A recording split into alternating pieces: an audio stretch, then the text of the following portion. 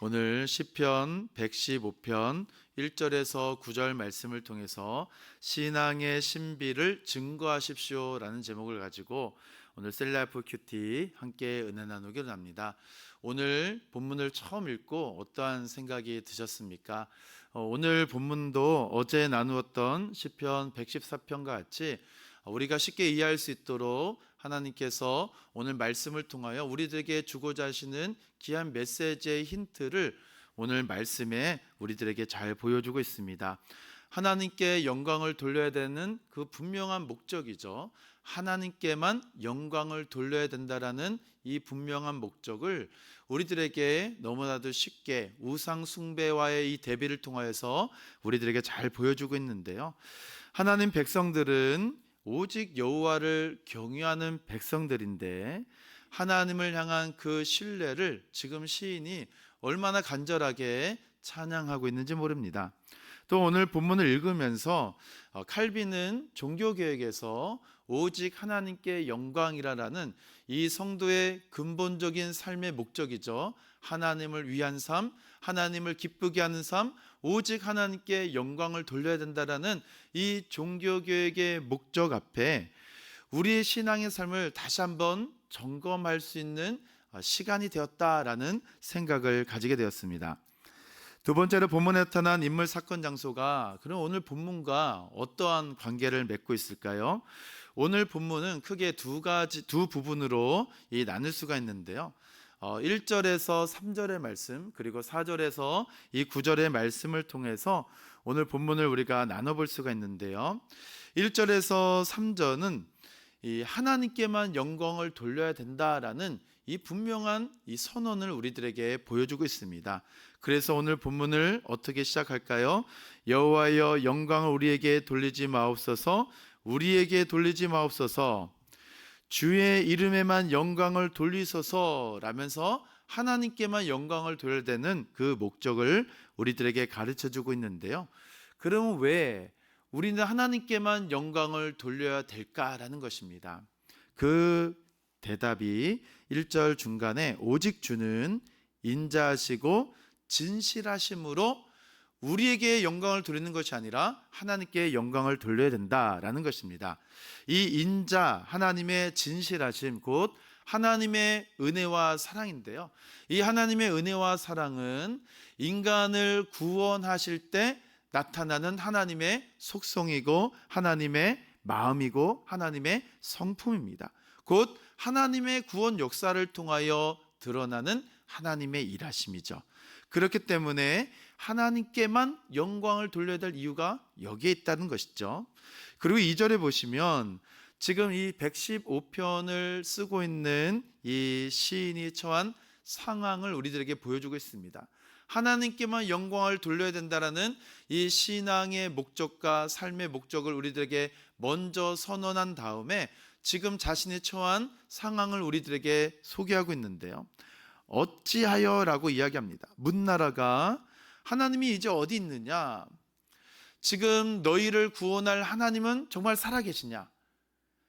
우리가 섬기고 있는 우상은 이제 뒷부분에 살펴볼 테지만 이 거대한 신전과 이 눈에 보일 듯한 거대한 이 우상의 형상을 통하여 우리들에게 이러한 풍요를 주고 있는데 너희가 믿고 있는 하나님은 어디 있느냐라면서 조롱하고 있는 것이죠. 그래서 하나님께서 이 4절에서 9절에 이 우상의 실체를 우리들에게 분명하게 보여주고 있습니다. 문나라가 어찌하여 하나님이 살아계시느냐? 우리를 조롱할 때 걱정하지 마라. 지금 우상의 실체를 너희들에게 보여주겠다. 우상의 실체가 4절부터 8절까지 드러나 있죠. 우상의 본질은 신적 존재가 아니다라는 것입니다. 사람의 손으로 만든 것이기 때문에 아무런 힘도 없다. 그래서 8절 하반절에 7절 하반절에 목구멍이 있어도 작은 소리조차 내지 못한다 라면서 이 우상 숭배가 얼마나 부질없는 짓인지 우리들에게 다시 한번 보여주는 것이죠. 그렇기 때문에 그 세상이 우상 숭배자들이 자기 자신들이 누리고 있는 번영, 성공, 이 보이는 것에 현혹되지 말고 지금도 보이지 않지만 살아계신 하나님께만 영광을 돌리라 라는 이 본문의 메시지를 우리가 분명히 붙잡으셔야 된다는 것이죠. 그러면 세 번째로 본문에 했던 하나님은 그럼 어떠한 하나님이실까요? 하나님은 눈에 보이지 않지만 지금도 살아계신 하나님이십니다. 우상은 눈에 보이지만 신이 아니다라는 사실이에요. 하나님은 눈에 보이는 이 가시적 유한성을 초월하시는 무한한 능력을 가지신, 지금도 온 세상을 다스리시고 온 세상을 창조하시고 온 세상을 주관하시고 우리들의 모든 생각을 판단하시는 심판주로 역사하시는 살아계신 하나님, 그분이 오늘 본문에 나타난 하나님이다라는 사실입니다. 이러한 관점을 통하여서 오늘 저와 여러분은 오늘 무엇을 오늘 본문을 통하여 붙잡아야 되고 오늘 본문이 우리들에게 말하는 이 복음의 신비를 실천해야 될까라는 것이죠. 오늘 말씀의 제목을 신앙의 신비를 증거하십시오라고 이 말씀의 제목을 잡았는데요. 사랑하는 성도 여러분, 신앙의 신비가 무엇이겠습니까? 신앙의 신비는 보이지 않는 것을 추구하는 것입니다. 보이는 것, 유한한 가치는 이 세상, 특별히 오늘 본문에 나타난 우상 숭배하는 자들이 추구하는 것인 반면에 우리 신앙의 삶, 그리스도인들은 보이지 않지만 지금도 살아서 역사하시는 하나님 아버지, 유일하신 하나님 한 분만을 섬기고 믿고 따라가는 믿음의 지향점을 가진 자들이 바로 신앙의 삶입니다. 이것이 믿음이고 이것이 복음의 은혜입니다. 사랑하는 성도 여러분, 왜 우리가 하나님께 영광을 돌려야 될까요? 왜 우리가 우상을 숭배하지 말아야 될까요? 하나님은 오늘 말씀과 같이 인자하고 진실하기 때문에 우리를 구원하기 위하여 우리의 공로가 아닌 하나님의 인자하심과 진실하심을 통하여 우리가 구원을 받았기 때문에 하나님께만 영광을 돌려야 될 분명한 이유와 목적이 있는 것입니다. 우리를 통해 행하시는 일을 볼 때 우리는 오직 하나님께만 영광을 돌려야 된다는 사실입니다. 그래서 보이지 않는 하나님의 무한한 역사 안에서 우리는 무엇을 발견할 수 있을까요? 하나님의 너그러움과 하나님의 인자하심과 하나님의 사랑하심과 하나님의 용서하심과 하나님의 돌보심과 하나님의 인자하심과 하나님의 함께하시고 인도하시고 역사하시는 그 모든 하나님의 성품과 하나님 나라의 영광스러운 가치를 우리가 살아계신 하나님을 바라보고 의지할 때마다 우리가 경험할 수 있고 그 은혜를 누릴 수 있기 때문에 그렇습니다. 사랑하는 성도 여러분, 객관적으로 이스라엘의 성막이나 성전은 우상의 신전과 그 형상과 견주어 볼 때 너무나도 초라합니다. 그래서 이스라엘 백성들은 이 거대한 우상, 화려한 신전을 바라보면서 내 눈에 보이지 않는 하나님과 비교해서 보이는 우상, 보이는 거대한 신전을 따라갔던 사람들이 종종 있었습니다. 이때 이스라엘 공동체가 6월절마다 어제 말씀같이 이 되새기면서 신앙이 흔들리지 아니하도록 이 노래를 부르면서 우상은 모두 헛된 것이다, 여호와만이 참 하나님이다 라는 것을 기억하면서 믿음을 지킨 것입니다. 그래서 오늘 본문은 어떻게 이야기합니까? 사람과 사람이 만든 이 모든 우상은 영광을 받을 수 없기 때문에 오직 하나님께만 영광을 돌려야 된다라고 먼저 선언하고 선포한 것입니다. 이것이 저와 여러분의 신앙의 근간이고 원동력이 되길 소망합니다. 우리를 둘러싼 세상은 이러한 원동력을 얼마나 조롱하고 있는지 모릅니다. 이 전도 현장에서 많이 듣는 이야기입니다. 예수 믿으세요? 이렇게 이야기하면 어떻게 이야기합니까? 하나님이 어디 있느냐? 차라리 내 주먹을 믿겠다, 차라리 내 힘을 믿겠다, 차라리 내 돈을 믿겠다 라는 이야기 참 많이 들었습니다. 이렇게 우리를 조롱하고 하나님을 믿지 못한다고 이야기하는 이 세상 사람들, 하나님은 신전이나 어떤 형상으로 담아낼 분이 아닙니다. 하나님은 신전이나 형상으로 계시하시는 분이 아닙니다. 지금도 살아계시고 그러나 보이지 않지만 영원 전부터 영원까지 존재하시기 때문에 이 오늘 시인의 선포가 오늘 저와 여러분의 신앙의 원동력이 되는 것이죠.